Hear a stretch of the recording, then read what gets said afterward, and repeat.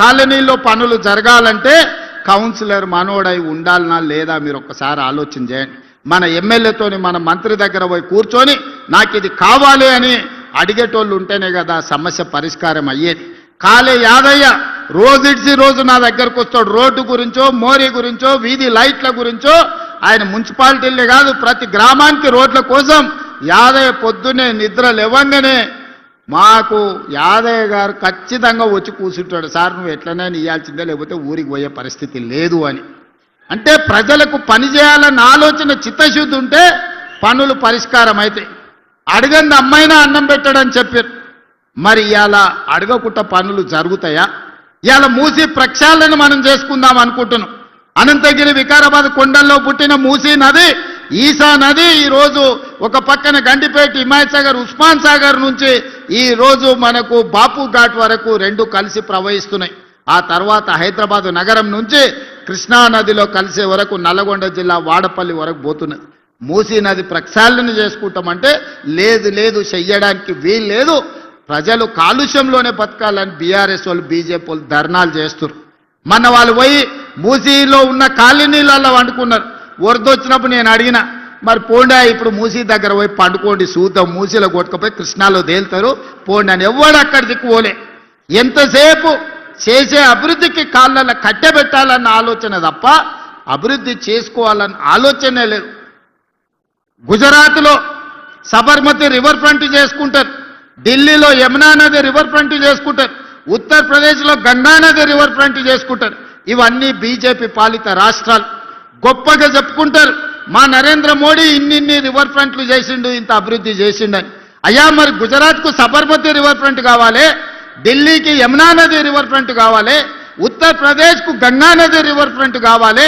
మరి మా హైదరాబాద్కు యమునా నది మా మూసీ నది రివర్ ఫ్రంట్ వద్దా అని నేను అడుగుతున్న బీజేపీలో. ఏం దరిద్రం వచ్చింది మీకు? మీ నెత్తి మీద ఏమన్నా దరిద్రం ఉందా? మా మూసీ ప్రక్షాళన చేసుకొని మేము మంచిగా బతుకుతాం అనుకుంటే మాకు అడ్డం పడుతున్నారు. ఇవాళ పేదోళ్లకు మంచి ఇండ్లు కట్టిస్తాం, మంచి స్కూల్ కట్టిస్తాం, వాళ్ళ పిల్లలకు మంచి పాఠాలు చెప్పిస్తాం మూసీ నది ఒడ్డున ఉన్న వాళ్ళకంటే, లేదా మూసీ మురికిలోనే వాళ్ళు బతకాలని ఇవాళ బీజేపీ వాళ్ళు బీఆర్ఎస్ వాళ్ళు అడ్డం పడుతున్నారు. ఎందుకు నేను ఇవన్నీ చెప్తున్నా అంటే ఇవన్నీ పట్టణ ప్రాంతాలలో ఉన్న అభివృద్ధి కార్యక్రమాలు. ఈ పట్టణ ప్రాంతాలలో నిన్నటి వరకు బీఆర్ఎస్ బీజేపీ కౌన్సిలర్లు కార్పొరేటర్లుగా ఉన్నారు. ఇవాళ వాళ్ళ దరిద్రం వదిలింది, ఆ చీడ పోయింది. మళ్ళీ ఈ ఎన్నికల్లో మంచోళ్ళని తెచ్చుకోకపోతే మళ్ళీ వాళ్ళే మోపైనరంటే మనం ఈ అభివృద్ధి కార్యక్రమాలను చేసుకోలేము. గ్రామాలలో జరిగిన ఎన్నికల్లో గ్రామ పంచాయతీల్లో 70% కాంగ్రెస్ పార్టీ జెండా ఎగిరింది. అందుకే ప్రతి గ్రామంలో ఇవాళ లక్షలాది రేషన్ కార్డులు ఇచ్చిన మాట నిజం కాదా? ఎవరు అడిగితే వాళ్లకు పెళ్లి అయిన వాళ్లకు అత్తగారింటికి పోయిన వాళ్లకు ఇవాళ రేషన్ కార్డులు ఇవ్వలేదా? మా అక్కలు ఇక్కడనే ఉన్నారు. ఇవాళ సన్న బియ్యం ప్రతి మనిషికి 6 కిలోల చొప్పున 3,17,00,000 తెలంగాణ బిడ్డలకు ఈనాడు ఈ ప్రభుత్వం 6 కిలోల ప్రకారం సన్న బియ్యం ఇస్తుంది. అక్క ఈడున్నోళ్ళు నేను అడుగుతున్న మా అక్కల్ని, పాలపిట్టల లెక్క ఉన్నారు మొత్తం ఇందిరమ్మ చీరలు కట్టుకొని మా అక్కలు. దసరా పండుగ నాడు పోయినట్టే ఉంది. పైనుంచి చూస్తుంటే మా అక్కలు మీటింగ్కి వస్తున్నారు, పాలపిట్ట ఎగురుకుంటూ వస్తున్నట్టే ఉంది. మా అక్కలు పాలపిట్ట రంగు చీరలు కట్టుకొని వస్తుంటే సన్న బియ్యం వస్తున్నాయా లేదా అక్క? ఆ ఎల్ల దొడ్డు బియ్యం ఇస్తే బర్రెలకు దాన పెట్టి రావునా? ఇవాళ ఈ సన్న బియ్యంతో పిల్లలకు బుక్కెడు బువ్వ పెట్టే పరిస్థితి వచ్చింది. 3,17,00,000 మందికి ఇవాళ సన్న బియ్యం ఇస్తున్నాం. మా రిపోర్టర్ల మిత్రులు కూడా చాలామంది ఉన్నారు, వాళ్ళకు కూడా సన్న బియ్యం వస్తున్నాయనే నేను అనుకుంటున్నాను. ఎందుకంటే జర్నలిస్టులు ఉన్నారు కానీ వాళ్ళు కూడా పేదోళ్ళే, వాళ్ళకు కూడా సన్న బియ్యం వస్తున్నాయా లేదా ఒకసారి ఆలోచన చేయాలి. కొంతమంది యువకులు ఉన్నారు నిన్నమననే పెళ్ళిళ్ళు అయినట్టుగా అనిపిస్తుంది. రేషన్ కార్డులు వచ్చే ఉంటాయి, అవునా? రేషన్ కార్డు ఇస్తేమి, సన్న బియ్యం ఇస్తేమి, 200 యూనిట్లు ఉచిత కరెంట్ ఇస్తేమి, గ్రామాలలో ఇందిరమ్మ ఇండ్లు కట్టుకోండి అని పెళ్ళైన వాళ్ళకందరికీ ఇందిరమ్మ ఇల్లు, నియోజకవర్గానికి 3,500 ఇండ్లు ఇచ్చినాం. రాష్ట్రం మొత్తం 4.5 లక్షల ఇండ్లు పేదోళ్ళకి ఇచ్చినాం. నిజంగానే చంద్రశేఖర్ రావుకు 10 ఏళ్లలో 20 లక్షల కోట్ల నగదు ప్రజలు పన్నులు చెల్లించు. సంవత్సరానికి 2 లక్షల ఇండ్లు కట్టుంటే కూడా 10 ఏళ్లలో 20 లక్షల ఇండ్లు కట్టుండేటోడు. అసలు పేదోడు ఇల్లు లేనోడే తెలంగాణలో మిగిలేటోడు కాదు. కానీ చంద్రశేఖరరావు డబుల్ బెడ్రూమ్ ఇండ్ల ముసుగులో పేదవాళ్ళకి ఎవరికి ఇండ్లు ఇవ్వలే. మళ్ళీ ఇప్పుడే మొదలైనాయి. ఇంకా అదనంగా కావాలని మా స్పీకర్ గారు చెప్పారు.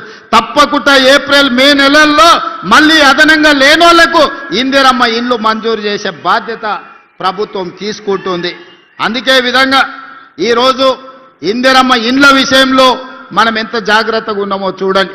రైతుల రుణమాఫీ 25,35,000 మంది రైతులకు 21,000 కోట్ల రూపాయలు రుణమాఫీ 2 లక్షలు చేసి ఇవాళ రైతులను రుణ విముక్తులను చేసినాం. అదేవిధంగా మిత్రులారా, రైతు భరోసా 9 రోజుల్లో 9,000 కోట్ల రూపాయలు పేదోళ్ళ ఖాతాలో ఈ రోజు మనం నిధులేసి రైతు భరోసా కార్యక్రమాన్ని కొనసాగిస్తున్నాం. నిరుద్యోగమే తెలంగాణ ఉద్యమం. వందలాది మంది నిరుద్యోగులు ఆత్మ బలిదానాలు చేసుకున్నారు, కానీ ప్రభుత్వ నియామకాలు చేపట్టలేదు. కానీ మన ప్రభుత్వం వచ్చిన ఈ 2 ఏళ్లలో 70,000 ప్రభుత్వ ఉద్యోగ నియామకాలు చేపట్టి నిరుద్యోగ సమస్యను పరిష్కరించే ప్రయత్నం చేసినాం. 15 ఏళ్ల తర్వాత గ్రూప్ 1 పరీక్షలు నిర్వహించి ఫలితాలు ఇస్తే లిటిగేషన్లు పెట్టి కోర్టుల్లో పిటిషన్ వేసి అడ్డుకునే ప్రయత్నం చేస్తే కోర్టులో బలమైన వాదన వినిపిస్తే నిన్నగాక మొన్న హైకోర్టు కేటీఆర్ కేసీఆర్ను చెంప చెల్లు అనిపించింది. మీరు అబద్ధాలు చెప్తున్నారు, తప్పుడు మాటలు తీసుకొచ్చి తప్పుడు పిటిషన్లు వేసిరు, ఇంకోసారి కోర్టుకు వస్తే పళ్ళు రాలుతాయని చెప్పి కోర్టు మెడలు పట్టి బయటికి దొబ్బింది. ఇవాళ తెలంగాణ బిడ్డలకు 562 మందికి గ్రూప్ 1 ఉద్యోగాలు ఇస్తే కడుపు మండి కోర్టులో పిటిషన్లు వేసి ఇవాళ నియామకాలను అడ్డుకునే ప్రయత్నం చేశారు. ఇవాళ మాలా మాదిగోళ్ళ పిల్లలు 25 మంది డిఎస్పీలు అయినరు. బలహీన వర్గాలోళ్ళు ఇవాళ గ్రూప్ 1 ఆఫీసర్లు అయినరు, ఆర్డీఓలు మంచి మంచి అధికారులు అయినరు. వాళ్ళు అది చూసి ఓర్వలేకపోతారు. ఎప్పుడు మా కళ్ళ ముందల చేతులు కట్టుకొని నీ బాంచం దొరాని బతకాల్సిన వాళ్ళు ఈ దళితులు, బలహీన వర్గాలు, ఆదివాసీలు గ్రూప్ 1 అధికారులు అధికారం చెలాయిస్తుంటే వాళ్ళ ముందు మేం చేతులు కట్టుకొని నిలబడాలని అని కుట్రతోని కడుపు నిండా విషం పెట్టుకొని గ్రూప్ 1 పరీక్షలను అడ్డుకునే ప్రయత్నం చేసిండ్రు. చదువుకున్న జర్నలిస్టులారా, మీరు ఒక్కసారి చూడండి జరుగుతున్న పరిణామాలు. 2011లో గ్రూప్ 1 నియామకాలు జరిగితే మళ్ళీ 2025లో మన ప్రభుత్వం నియమించే వరకు 15 సంవత్సరాలు గ్రూప్ 1 ఉద్యోగ నియామకాలు చేపట్టలేదు. 23, 24 ఏళ్ల వయసు పిల్లగాడు పరీక్షలకు పోటీ పరీక్షలకు మొదలు పెడితే 15 ఏళ్ళు అంటే 35 ఏళ్ళు వచ్చినాయి. వాడికి పెళ్ళేం కావాలి, వాడికి పిల్లనే వడియాలి. వాడు ఇంటికాడ అమ్మా నాయనకి చెప్పి నేను హైదరాబాద్ పోతున్న చదువుకొని అధికారి ఆఫీసర్ అయి వస్తా అంటే 15 ఏళ్ళు హైదరాబాద్లో అశోక్ నగర్లోనో, ఇందిరానగర్లోనో, లేకపోతే దిల్సుఖ్ నగర్లోనో ఎన్ని రోజులు నిరుద్యోగ తిరుగుతాడు? ఆ తల్లిదండ్రుల బాధ ఎప్పుడన్నా కేసీఆర్కి అర్థమైందా? ఆయన బిడ్డ నిజామాబాద్ పార్లమెంట్లో ఓడగొడితే 6 నెలలు తిరిగే లోపలనే ఎమ్మెల్సీ ఇచ్చాడు. అల్లుని మంత్రి చేసుకుని, కొడుకుని మంత్రి చేసుకుని, సడ్డకుని కొడుకు రాజ్యసభ ఇచ్చాడు. వినోద్ రావు అని ఆయన సుట్టపోడు ఓడిపోతే ప్రణాళిక వైస్ చైర్మన్ అని ఉద్యోగాలు ఇచ్చాడు. నీకు నీ చుట్టాలు ఎవ్వడు ఖాళీగా ఉండొద్దు, అందరికి ఉద్యోగాలు ఇవ్వాలి, కానీ పేదోళ్ళ పిల్లలకు ఉద్యోగాలు ఇవ్వొద్దా అని నేను అడుగుతున్న చంద్రశేఖర్ రావు గారు. ఎన్ని రోజులు ఈ కుట్రలు చేస్తారు, ఎన్ని రోజులు ఈ కుతంత్రాలు చేస్తారు? ఇవాళ అప్పుడే దిగిపో అంటారు. 5 ఏళ్ళ కోసం ఎన్నికైనా మరో 5 ఏళ్ళు గెలుస్తాం. ఈ రోజు నుంచి రాసి పెట్టుకో చంద్రశేఖర్ రావు, కల్వకుంట్ల కిషన్ రావు గారు రాసి పెట్టుకో. బీజేపీ నాయకుడా, రాబోయే 8 సంవత్సరాలు ఇందిరమ్మ పాలన తెలంగాణ రాష్ట్రంలో కొనసాగుతుంది. తెలంగాణ రాష్ట్రాన్ని దేశంలోనే నెంబర్ 1గా అభివృద్ధి చేసి మా రీజనల్ రింగ్ రోడ్డు పూర్తి చేసుకుంటాం, మా వికారాబాద్ కృష్ణా రైల్వే లైన్ పూర్తి చేసుకుంటాం, మా ప్రాణహిత చేవెళ్ల ప్రాజెక్టును పూర్తి చేసుకుంటాం, మా మక్తల్ నారాయణపేట కొడంగల్ ఎత్తిపోతల పథకాన్ని పూర్తి చేసుకుంటాం, మా వికారాబాదును ఒక ప్రపంచ పర్యాటక కేంద్రంగా మేము పూర్తి చేసుకుంటాం, మా అప్పా జంక్షన్ నుంచి మన్నెగూడ నుంచి తాండూరుకు రోడ్డు పూర్తి చేసుకుంటాం, కాగ్నా నీళ్లు తాండూరుకు తీసుకెళ్తాం, కాగ్నాలో తాండూరులో అండర్ గ్రౌండ్ డ్రైనేజీని పూర్తి చేసుకుంటాం. నువ్వు నీ తాతలు అందరు ఎవరెవరు అడ్డం వస్తారో చూస్తాం. ఈ ఎన్నికల్లో మీరు చేసే కుట్రలన్నీ కూడా చెయ్యండి అని చెప్పి నేను ఈరోజు సవాలు విసురుతున్నా. అందుకే మిత్రులారా, ఇవాళ ఆలోచన చేయండి. ఇంత మంచి అవకాశం మన ప్రాంతానికి రాదు, ఇన్ని నిధులు మళ్ళీ ఎప్పుడు రావు. ఇప్పుడు చిన్నదో పెద్దదో మాకు తెలిసినోడనో సుట్టపోడానో వంగి నమస్కారాలు పెట్టిండనో కోటేస్తారంటే మన గల్లీలో, మన కాలనీలో అభివృద్ధి ఆగిపోతుంది. ఎందుకంటే వాళ్ళు వచ్చి ఎమ్మెల్యేలను కలవరు, వాళ్ళు నిధులు అడగరు.